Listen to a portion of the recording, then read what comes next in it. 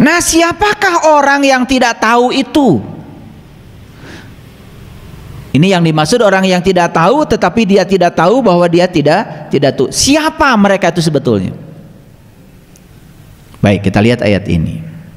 Maaf ya kalau terjemahannya saya betulkan supaya lebih cocok dengan bahasa Arabnya.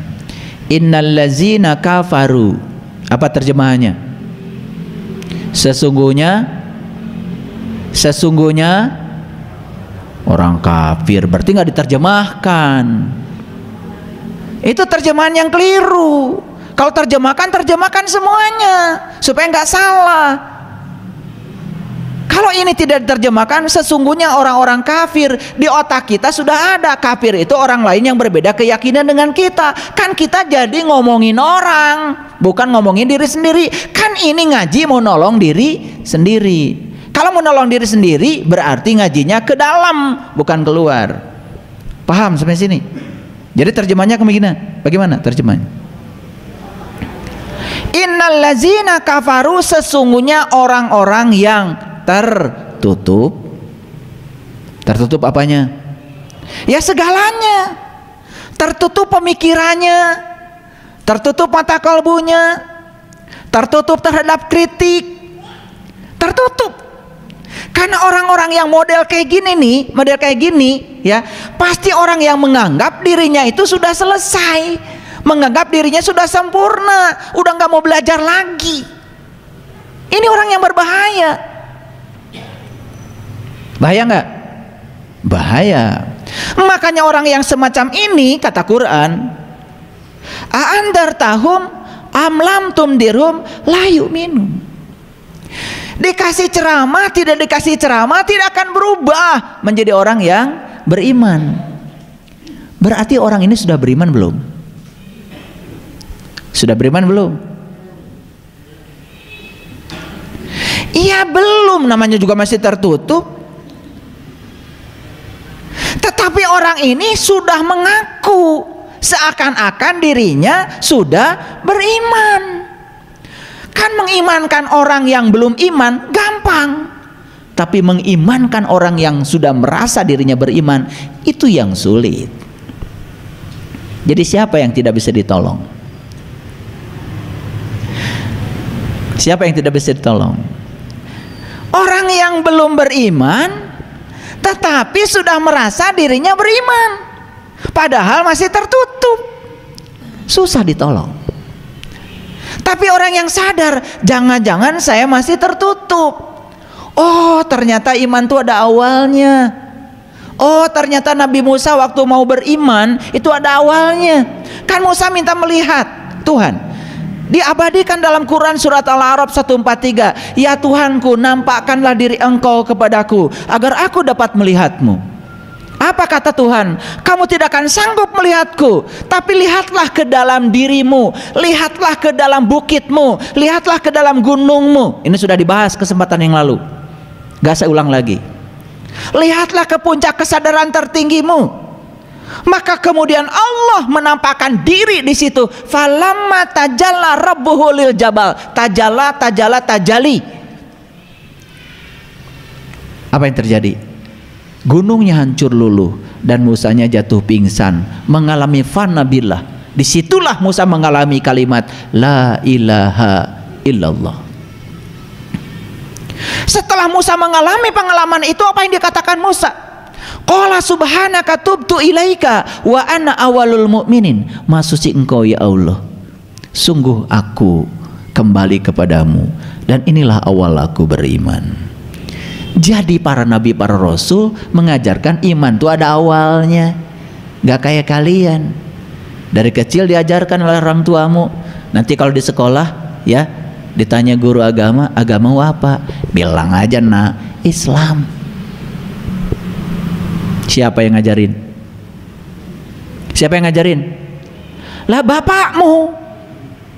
Kalau sudah mengaku beragama Islam, berikutnya apa? Ayo jawab. Kan kalian mengaku sebagai orang yang beriman, betul nggak? Nah yang di luar Islam disebutnya non muslim kan, dianggap olehmu tidak beriman, kan begitu pelajarannya. Sembrono.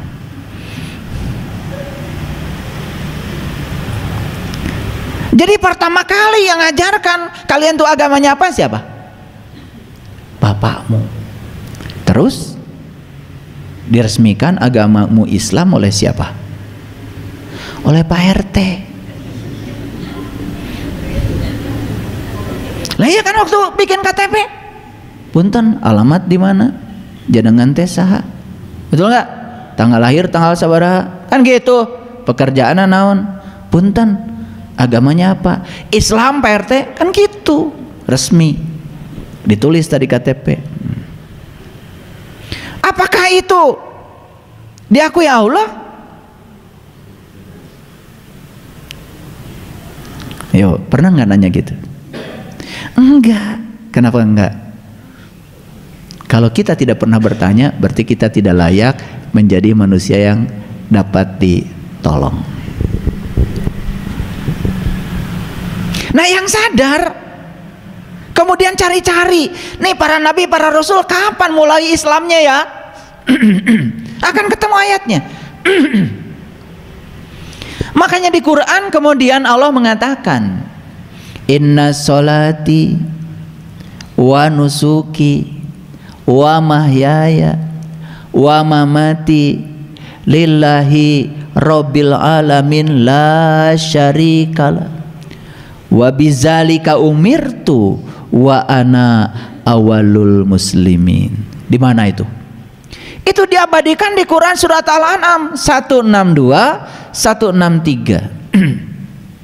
Siapa yang menyatakan ini awal Islamku? Siapa itu? Nabi Ibrahim.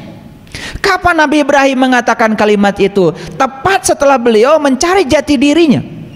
Ketika bertemu dengan jati dirinya, bertemu bintang, bertemu bulan, bertemu matahari. Selanjutnya apa?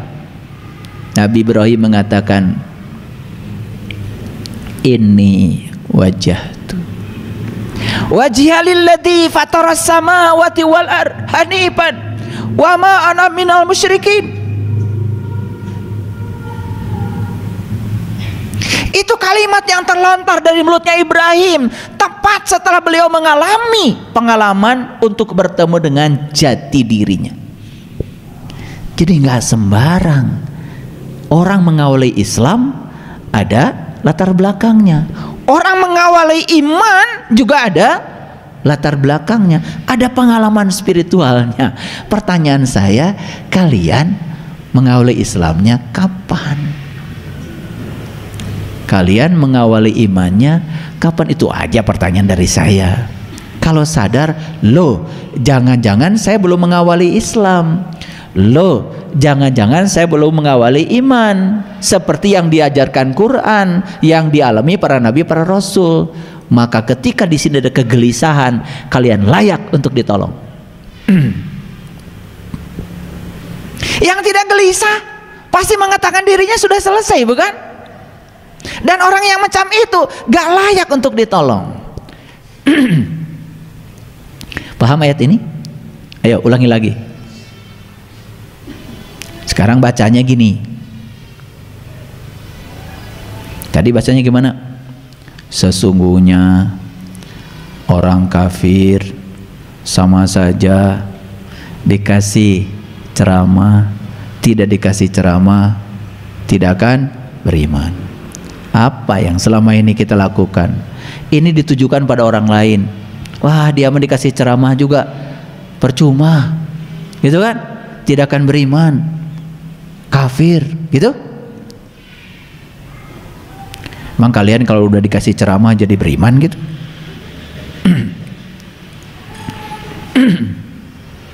Sekarang coba bacanya gini. Ini teknik baca nih, diajarkan sama saya. Sesungguhnya saya, sama saja bagi saya dikasih ceramah atau tidak dikasih ceramah, saya tidak akan terbuka. Karena iman itu kata Nabi adalah terbuka. Al iman tasdikun bil qalbi. Iman itu terbukanya mata qalbi. Ulangi, ayo tunjuknya gini. Sesungguhnya saya, sama saja bagi saya dikasih ceramah atau tidak dikasih ceramah, saya tidak akan terbuka. Apa artinya? Karena ceramah tidak akan bisa membuka orang yang tertutup penglihatan kolbunya. Kalian mau buka pintu, ceramah atau buka pintu? Berdiri depan pintu. Wahai pintu. Gitu. Atau jika pintunya ceramahi terus, ya, wahai pintu, buka, gitu. Pintu akan terbuka dengan ceramah, karena pintu baru dibuka kalau ada kuncinya, kalau tahu cara menggunakan kuncinya. Setelah jetrek dibuka kuncinya baru terbuka. Kan cara buka pintu dengan ceramah, tidak dengan ceramah, betul? Sama, pintu rumah kita tidak akan bisa dibuka dengan ceramah. Pintu kolbu kita pun gak bisa dibuka dengan ceramah. Terus saja kalian ikut ceramah, tidak akan terbuka. Nah, orang yang tidak terbuka, belum terbuka, tetapi mengatakan dirinya seakan-akan sudah tahu, akan berbahaya, karena dia akan masuk ke ayat selanjutnya. Apa? Khatamallahu ala qulubihim, gitu. Wa ala sam'ihim wa ala absarihim gishawatu walahum azabun adzim. Lihat saya semuanya. Orang yang merasa dirinya sudah iman padahal belum, orang merasa dirinya sudah tahu padahal belum, cuman mengklaim dirinya sudah tahu. Mohon maaf, terkunci nggak kolbunya? Terkunci. Terkunci nggak pendengarannya? Terkunci. Nggak mungkin datang di tempat ini seperti kalian, nggak mungkin. Apalagi yang harus saya dengar, saya sudah tahu semua. Apalagi yang harus saya lihat, saya sudah lihat semua. Kan seakan begitu. Padahal dia baru lihat tulisan air, belum lihat airnya. Padahal dia baru lihat tulisan Allah, belum lihat Allahnya. Dia baru lihat tulisan malaikat, belum lihat malaikatnya kok. Kalau setan kelihatan terus kayaknya. Betul nggak? Kan setiap lihat cermin pasti ketemu kan?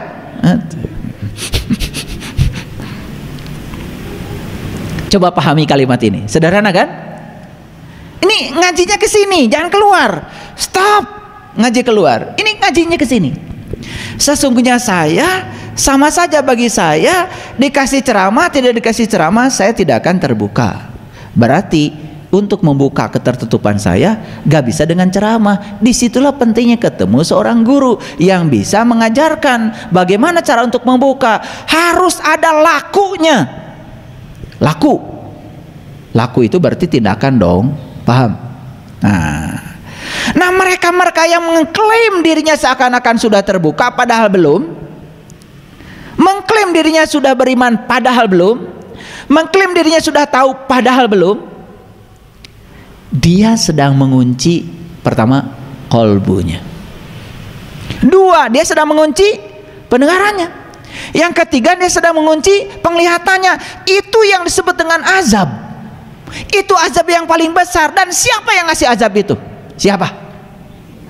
Ya kamu sendiri. Ini penting nih, saya buka rahasianya sedikit. Karena kalau ada azabun azim, Allah yang azab. Masa iya Allah yang maha cinta, maha pengasih, maha penyayang mengazab hambanya sendiri? Gimana sih kamu ngajinya? Kamu motongin bawang di dapur aja, ngelamun, kemudian teriris, sel-sel tubuhmu yang terkoyak oleh pisau di dapur itu dibereskan oleh Allah. Ada nggak Allah di telunjukmu?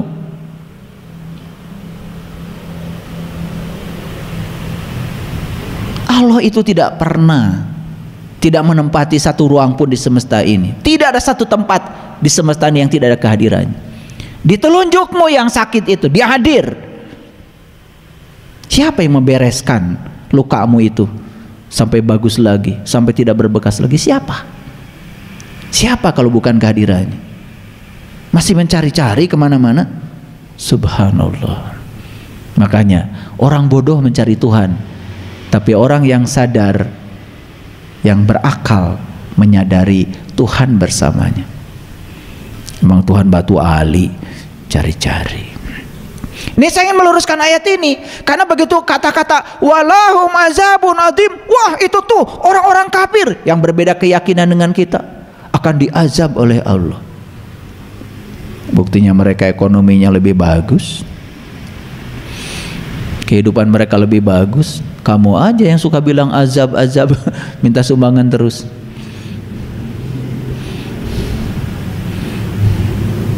Supaya sadar ini, supaya sadar. Agak kenceng ya, hari ini saya kenceng, makanya bajunya juga berwarna merah. Jadi baju saya itu nggak tahu, pokoknya saya kalau ngambil baju itu cocok dengan judul. Jadi kalau udah bajunya merah itu judulnya merah pasti. Karena saya juga nggak pernah milih-milih baju, pokoknya ngambil aja maunya itu hari ini. Ketemunya baju ini, baju Bali ini. Baju lama udah nggak kepake. Pokoknya hari ini saya pengen pakai baju warna merah. Tapi nggak marah. Lanjut, oke. Seru nggak ini? Mulai seru ya. Masuk nih lebih seru lagi. Wa minan nasi may yaqulu amana billah wa bil yaumil akhir wa ma hum bimumin. Banyak manusia yang mengatakan kami beriman kepada Allah dan hari akhirat, padahal mereka sungguh bukan orang yang beriman. Karena apa? Dia tuh nggak tahu Allah, nggak tahu akhirat. Paling juga kalau yang dia jelaskan kan penjelasan tentang Allah. Emang penjelasan tentang Allah, Allah gitu? Emang penjelasan tentang akhirat, akhirat gitu? Saya tanya, akhirat itu sekarang atau nanti? Tar dulu, sekarang apa nanti? Kan selama ini bilang akhirat itu nanti. Lah kalau akhirat nanti gimana mengimaninya?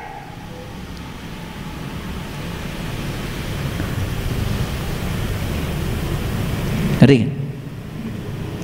Nanti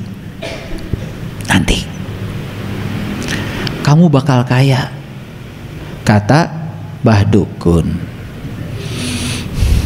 Udah ada nggak kekayaannya? Belum. Rumah mewahnya? Mobil? Nanti. Percaya nggak? Percaya nggak? Hanya orang gila yang percaya pada yang belum terjadi seakan-akan itu sudah kejadian. Itu orang yang terjebak oleh halusinasinya sendiri. Nih saya lihat, kalau saya bikin lingkaran di sini, bikin lingkaran sempurna, tak, ketemu nggak titik awal dengan titik akhir? Ketemu? Kan Allah tuh bilang huwal awalu wal akhir. Aku yang awal, aku yang akhir. Coba kalau awal bertemu dengan akhir, ada awal nggak? Nggak ada. Ada akhirnya? Nggak ada. Gitu aja kok pusing. Ada tuh ya. Waktu dulu saya di pesantren, kan ayatnya huwal awalu wal akhiru. Dia yang awal, dia yang akhir. Itu ayatnya begitu. Saya tanya guru ngaji saya, kalau dia yang awal, dia yang akhir, berarti dia ada awalnya dong. Berarti dia juga ada akhirnya. Nah, Nabi Muhammad cerdas sekali membuat pengertian ini dalam laku tawaf. Makanya tawaf itu mulai dari Hajar Aswad, bikin lingkaran sempurna, pertahankan jari-jari, ketemu di Hajar Aswad. Persis seperti kalian dulu di SD belajar membuat lingkaran.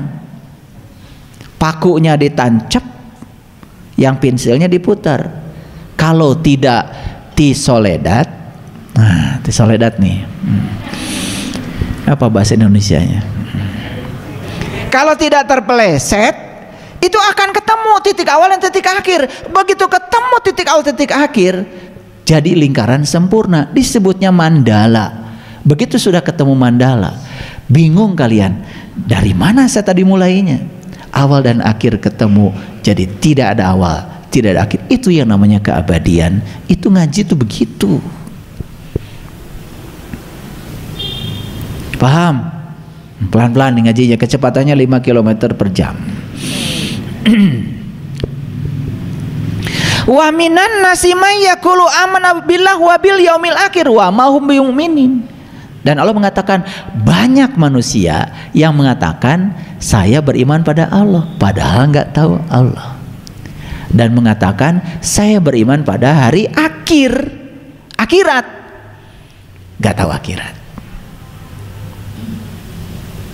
Padahal akhirat itu dari kata akhir pakai tak marbutoh, akhirat kan disebutnya terminal terakhir. Terminal kita yang awal Allah, innalillah. Terminal terakhir kita juga Allah. Awalnya Allah, akhirnya Allah. Jadi apa itu akhirat? Ya Allah. Gitu aja susah. Paham sampai sini? Oke. Baru paham, kalian juga belum mengalami. Kebanyakan. Jadi nggak apa-apa, paham sedikit aja, bagus. Makanya kalau ditanya sama saya, paham tidak? Lumayan. Bingung saya. Paham tidak? Insya Allah. Tambah bingung saya. Makanya kalau paham itu paham atau tidak gitu aja. Paham apa tidak? Itu. Kalau paham bilang paham, kalau tidak bilang tidak, minta diulang. Gitu yang bener ngaji. Insya Allah gak jelas. Karena paham itu bukan urusan Allah. Paham itu urusan Anda. Mau paham apa tidak, itu masalahnya. Paham aja harus. Kata Allah, saya lagi. Oke, perhatikan saya. Banyak gak manusia yang mengaku sudah beriman pada Allah, padahal nggak tahu Allah? Banyak gak manusia yang menyatakan beriman pada akhirat, padahal nggak tahu akhirat? Karena akhiratnya juga nanti katanya. Kumaha. Padahal iman itu harus dialami kan? Makanya para leluhur kita, para bijak, para suci mengatakan malam yazuk lam yarib, yang nggak ngalamin, yang nggak akan paham. Kalau nggak paham, ya nggak iman. Oke? Nah, lanjut dulu sedikit lagi. Yukhadi'una Allah wallazina amanu wa ma yakhda'una illa anfusahum wa ma yash'urun. Mereka, siapa mereka? Yang tadi tuh, ya, yang masih tertutup tapi ngaku beriman. Nah, orang-orang yang macam begini nih ditolongnya susah. Kenapa? Karena mereka ini sedang menipu Allah. Yang kedua, dia sedang menipu orang yang beriman. Tertipu nggak orang beriman? Kalau orang berimannya sama dengan dia, cuman ngaku beriman, tertipu. Tapi kalau dia imannya benar dan sudah mengalami, nggak akan tertipu. Nah, ini bahayanya orang yang tidak beriman menipu orang yang tidak beriman. Orang yang beriman sungguhan gak akan tertipu. Ini saya punya cerita bagus. Jadi suatu saat ada seminar tuh di dalam sumur. Tahu sumur gak? Ya. Peserta seminarnya semuanya katak yang ada di dalam sumur. Penitianya katak, pembicaranya katak, pesertanya juga semuanya katak. Jadi katak itu sedang membahas tentang dunia. Di sumur itu judul seminarnya membahas tentang dunia.